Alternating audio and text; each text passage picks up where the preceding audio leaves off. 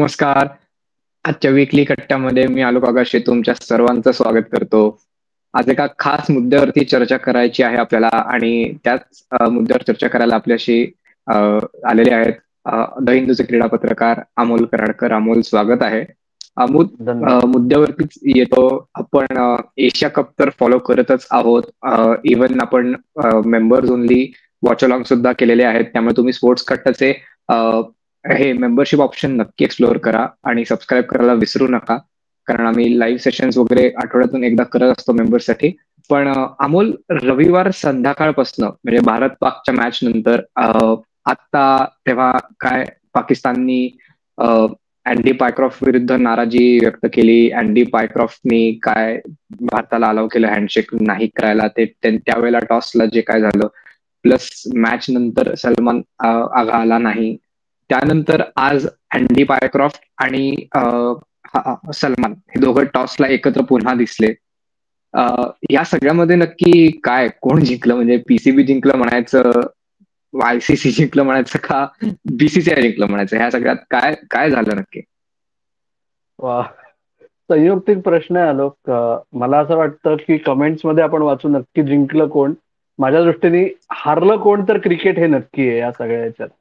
हा जो म्हणजे तुम्ही जो खेळखंडोबा शब्द वापरताय ना, लिटरली तसं झालेलं आहे. आणि त्यामुळे राहून राहून मला असं वाटतं, ओके जाऊ दे, त्या बाबतीत आपण नंतर येऊ.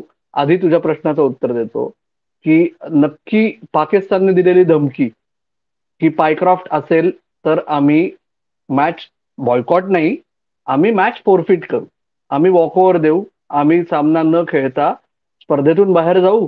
कारण काय युएईला 2 गुण मिळाले असते आणि त्याच्यामुळे पाकिस्तान मॅच खेळणार की नाही खेळणार की नाही खेळणार की नाही हा सस्पेन्स असताना पाकिस्तानची टीम हॉटेलमध्येच होती. पीसीबीचे अध्यक्ष, पाकिस्तान क्रिकेट बोर्डचे अध्यक्ष, जे एशियन क्रिकेट काउन्सिलचे पण अध्यक्ष आहेत आणि ते पाकिस्तान मधले महत्वाच्या मंत्र्यांपैकी एक देखील आहेत, त्यांनी अखेर सांगितलं की आमची मीटिंग चालू आहे, आम्ही कळवतो. कारण काय ते मंगळवारी रात्री घाईघाईत दुबईहून लाहोरला गेले होते, कारण काय सरकारी निर्देश काय आहेत आणि इंटरनली काय डिस्कस करून ठरवायचं होतं त्यांना. त्याच्यामुळे सामना होणार की नाही ही धाकधूक. अखेर संघाला हिरवा कंदील दिला गेला. मग जसा तू प्रश्न विचारलास, तुला भारतीय क्रिकेटच्या निस्सीम सध्याच्या काळात राष्ट्रीयत्वाची भावना जागृत होते क्रिकेटमध्ये जास्त, अशा कॅटेगरीतल्या फॅन्सना परत वाटलं असेल, बघा परत कशी पाकिस्तानची जिरवली. कारण पायक्रॉफ्ट तर आहे, पण टॉसच्या काही मिनिटं आधी पाकिस्तान क्रिकेट बोर्डनी ऑफिशियल स्टेटमेंट इश्यू केलं, ज्याच्यात त्यांनी म्हणलंय की अँडी पायक्रॉफ्ट यांनी माफी मागितली जे झालं 14 सप्टेंबरला त्याच्याबद्दल. त्याच्यात त्यांनी म्हणले की अँडी पायक्रॉफ्ट यांनी सांगितलंय की जे झालं 14 तारखेला, म्हणजे पाकिस्तानने जो आरोप केला होता की अँडी पायक्रॉफ्ट यांनी पाकिस्तानचा कर्णधार सलमान आगाला सांगितलं की हँडशेक करू नकोस, आणि सामन्यानंतर कवाडं बंद झाले ड्रेसिंग रूमची, भारताने हँडशेक केले नाहीत. मग भारताच्या कर्णधारांनी सैन्य दलाला समर्पित केलं आणि प्रेस कॉन्फरन्समध्ये म्हणला की काही गोष्टी स्पिरिट ऑफ क्रिकेटच्या खूप वर असतात.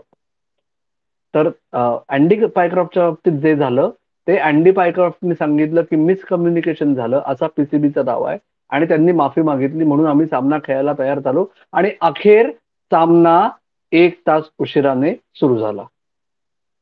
मला तेच विचारायचं ऍक्च्युली की 1 तास उशिरा सुरू होईल हे कोणी ठरवलं, किंवा कोणत्या अथॉरिटीनी नक्की तो निर्णय घेतला की, किंवा पाकिस्तान टीम हॉटेलमधून निघालीच नाही? म्हणजे हे हे काय पडद्यामागचे सीन्स चालू होते? तुला काही माहिती आहे काय त्याबद्दल? हो, जसं मी म्हणलं की पाकिस्तान क्रिकेट बोर्डचे चीफ आणि 2 फॉर्मर पीसीबी चेअरमन, त्यातले एक रमीज राजा जे पाकिस्तानचे माजी कर्णधार सुद्धा आहेत, ओके, अशी एक मीटिंग चालू होती. आणि सायमल्टेनियसली ते एकीकडे इस्लामाबादशी बोलत होते, पाकिस्तान सरकारमधल्या कन्सर्न्ड व्यक्तींशी. दुसरीकडे एमिरेट्स क्रिकेट बोर्ड जो डिफॅक्टो होस्ट आहे, जरी होस्ट बीसीसीआय आहे तरी, त्यांच्याशी दुबईत आणि संघ व्यवस्थापनाशी ते संपर्कात होते. आणि त्याच्यामुळे सुरुवातीला अशी खरंच अशी वेळ झाली होती की काही खेळाडू खाली आले, बसकडे चालायला लागले आणि त्यांना सांगितलं नाही जायचंय, परत जा. ओके, जी ठरलेली वेळ होती, टीम बस लोकल वेळेनुसार 4:30 वाजता निघणार होती, म्हणजे सामना सुरू व्हायच्या 2 तास आधी. ओके, पण तेव्हा ती बस निघालीच नाही, त्यामुळे असं वाटलं. मग टॉस ठरला, टॉसची जी ठरलेली वेळ होती त्याच्या साधारण 45 मिनिटं आधी असं सुरू झालं की ओके, कदाचित सामना होईल, पाकिस्तान बॉयकॉट करत नाहीये. आणि जे तू प्रश्न विचारला, लॉजिकली काय व्हायला पाहिजे होतं, टॉसला जर कर्णधार नाही आला तर मॅच फोरफिट करायची. पण तेवढ्या मधल्या वेळात पाकिस्तान व्यवस्थापनाकडून, आता हा जो कॉन्फ्लिक्ट ऑफ इंटरेस्ट आहे जो एकदम स्टार्क आहे की जे पीसीबीचे अध्यक्ष आहेत तेच एसीसीचे अध्यक्ष आहेत, पण एसीसीची पोस्ट ही ऑनररी पोस्ट असते. याच्या आधी जे एसीसी अध्यक्ष होते ते तेव्हा बीसीसीआयचे सचिव होते. हा कॉन्फ्लिक्ट ऑफ इंटरेस्ट कायमच राहतो. ओके, त्याच्यामुळे आता असं झालंय की सामना म्हणजे टॉसच्या साधारण अर्धा तास आधी आणि सायमल्टेनियसली ते आयसीसी कडून कम्युनिकेशन होत होतं की पायक्रॉफ्ट राहणारच, पण मग पायक्रॉफ्टनी काय करायचं, हे जी सगळं कन्फ्युजन होतं. म्हणून माझं म्हणणं आहे की जर जिंकलं कोण मला माहिती नाही, जिंकलं कोण असं सगळेच जण म्हणतील, सगळ्या बाजू म्हणतील, कारण का शेवटी हे राजकीय झालेलं आहे. त्याच्यामुळे राजकीय झाला एखादा मुद्दा की कोणी स्वतःची हार मानायला तयार नसतं. पण क्रिकेट मात्र हारलं अखेर, कारण टॉस यावर्षी हे काय पहिल्यांदा होतंय का की सामना फालतू कारणांमुळे पुढे ढकलला गेला. या हो वर्षीच हो, एकदा असं झालं, पण ते कारण जेन्युइन होतं ना. ट्रॅफिक जॅम मध्ये इंग्लंड आणि वेस्ट इंडिज ट्रॅफिक अडकले. England West Indies. इंग्लंडचे खेळाडू सायकलवर आले, वेस्ट इंडिजची टीम बस मात्र अडकून पडली, त्यांना सिक्युरिटी बस क्लिअरन्स मिळाला नाही, त्याच्यामुळे सामना उशिरा सुरू झाला.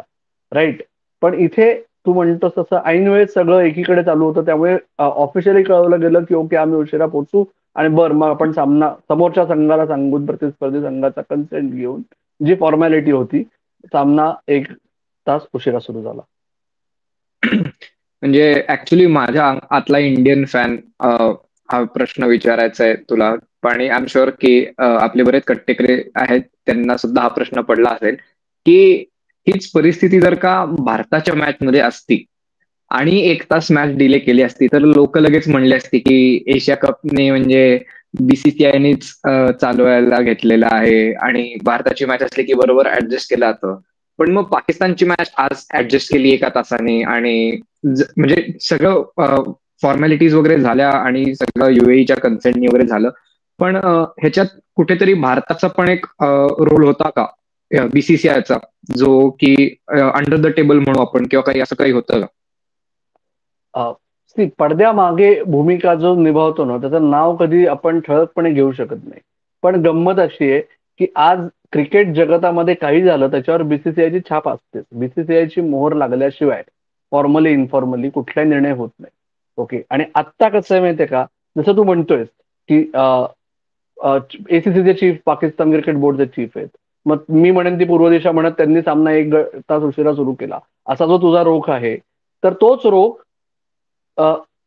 नाण्याची दुसरी बाजू म्हणते की आयसीसीचे अध्यक्ष जे आधीचे बीसीसीआयचे सचिव होते, आयसीसीचे चीफ एक्झिक्युटिव्ह ऑफिसर जे आता अपॉइंट केलेत ते भारतीय आहेत, आयसीसीचे जनरल मॅनेजर इव्हेंट्स जे आधी बीसीसीआयचे सेम पोस्ट होती ते आता जॉईन झालेले आहेत. ओके, आयसीसी म्हणजे बीसीसीआयचं एक्सटेन्शन असं झालेलं आहे, असा दुसऱ्या बाजूने आरोप केला जातो. आरोप प्रत्यारोपांमध्ये पडण्यात पॉईंट नाही. मुद्दा असा आहे की बीसीसीआयची ऑफिशियल भूमिका काय आहे, आमचा याच्याशी काही संबंध नाही, आम्ही कशाला याच्यात पडू, आम्ही इथे सामने खेळण्यासाठी आलेलो आहोत.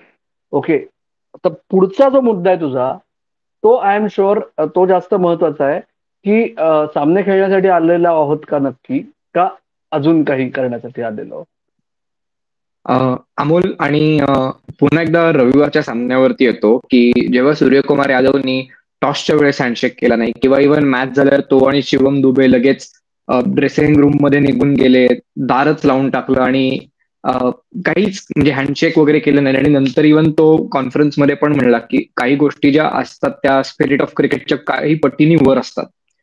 तर हे एक पॉलिटिकल स्टेटमेंट होत त्याच्याकडून, का खरं पॉलिटिक्स पाकिस्तानच खेळते आता, की धमकी देते, खेळणारच नाही म्हणते आणि मग शेवटी येऊन मॅच खेळते आता, म्हणजे काय म्हणायचं याला?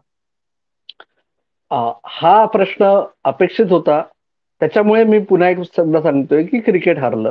कारण दोन्ही बाजू म्हणणार आम्ही जिंकलो, बीसीसीआय म्हणणार आम्ही कुठे पॉलिटिक्स करतोय, तुम्ही पॉलिटिक्स करताय. पाकिस्तान म्हणणार पहिली कोणी सुरुवात केली की सूर्यकुमार यादवनी, त्याच्यात पडण्यात म्हणजे काय पॉइंट आहे का? ती अत्यंत दुर्दैवी आहे जर, आणि म्हणून मला असं वाटतं की स्ट्रॉंग स्टँड जर बीसीसीआयला घ्यायचा होता तर मॅच खेळून जिंकून मग तिथे हँडशेक करायला काही हरकत नव्हती नावापुरती. अटलिस्ट जे ऑनफिल्ड बॅटर्स होते दोघांनी हँडशेक करून विषय संपवायचा, राईट. ज्या पद्धतीने ते झालं की दुर्लक्ष करून निघून जाणं, सगळ्या संघांनी त्या हे हे नक्की स्पिरिट ऑफ क्रिकेट नाहीये. सूर्यकुमार यादवचं जे स्टेटमेंट आहे की अल्टिमेटली देशभक्ती, राष्ट्रभक्ती, जर जर युद्ध चालू आहे तर सामना का खेळताय? मग खेळूच नका. हे सगळं अर्धवट आणि भिजत गोंगडं आणि विचित्र रांगडं करून ठेवण्यापेक्षा. बरोबर आहे. आणि आय थिंक आज आपण या कट्ट्यावरच्या विकली कट्ट्याच्या गप्पा इथेच थांबूयात. अमोल, खूप खूप धन्यवाद, तू वेळ काढून आलास. आणि आता हेच बघायचं की या रविवारी सुद्धा अजून एक भारत पाक मॅच होणार का, आणि ती झाली तर त्याच्यात हँडशेक होणार का, हा सुद्धा एक आणखीन एक बघण्याचा मुद्दा असणार आहे. त्यामुळे let's hope for the best. आणि पुन्हा एकदा सांगतो की तुम्ही आतापर्यंत आमचं जर मेंबरशिपचा ऑप्शन एक्सप्लोअर केला नसेल तर नक्की करा. आम्ही वॉच अलॉंग सेशन्स करत असतो लाईव्ह मॅचेसला, आणि मेंबर्स ओनली लाईव्ह सुद्धा आम्ही आठवड्यातून एकदा घेऊन येत असतो. आणि स्पोर्ट्स कट्टाला सबस्क्राईब करायला विसरू नका. आम्ही एशिया कपच्या प्रत्येक भारताच्या मॅच नंतर लाईव्ह सेशन्स युट्यूब आणि फेसबुकवरही करत आहोत, आणि यापुढेही करणार आहोत एशिया कप पुरते. सो इथेच थांबूया आजच्या या गप्पांमध्ये. आणि तुम्ही मात्र ऐकत राहा, बघत राहा आणि आमची वाट पाहत राहा. धन्यवाद. धन्यवाद.